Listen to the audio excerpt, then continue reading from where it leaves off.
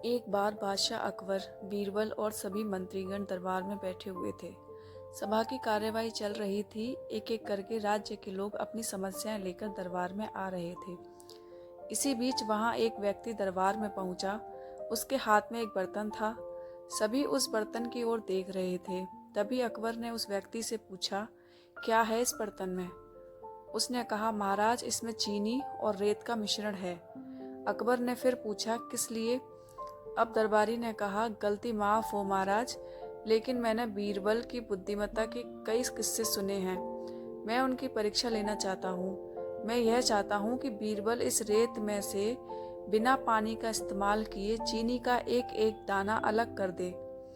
अब सभी हैरानी से बीरबल की ओर देखने लगे।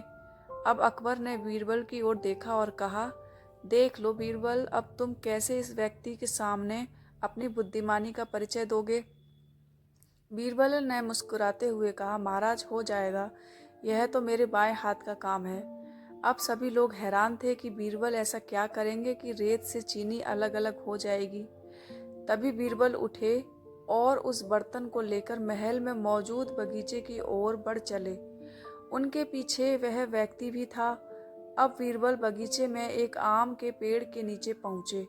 अब वह बर्तन में मौजूद रेत और चीनी के मिश्रण को एक आम के पेड़ के चारों तरफ फैलाने लगे।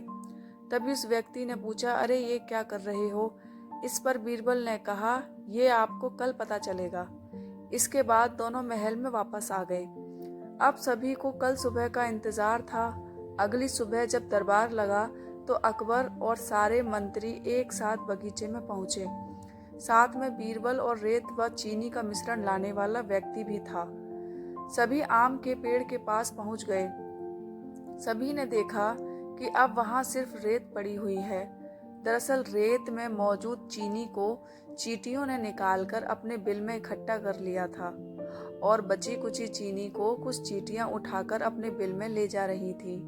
इस पर उस व्यक्ति ने पूछा, चीनी कहाँ गई? तो बीरबल ने कहा, रेत से चीनी अलग हो गई है। सभी जोर जोर से हंसने लगे। बीरबल की यह चतुराई देख अकबर ने उस व्यक्ति से कहा, अगर अब तुम्हें चीनी चाहिए तो तुम्हें चींटियों के बिल में घुसना पड़ेगा। इस पर सभी ने फिर से ठहाका लगाया और बीरबल की तारीफ करने लगे। किसी को नीचा दिखाने का प्रयास आपके लिए हानिकारक हो सकता है।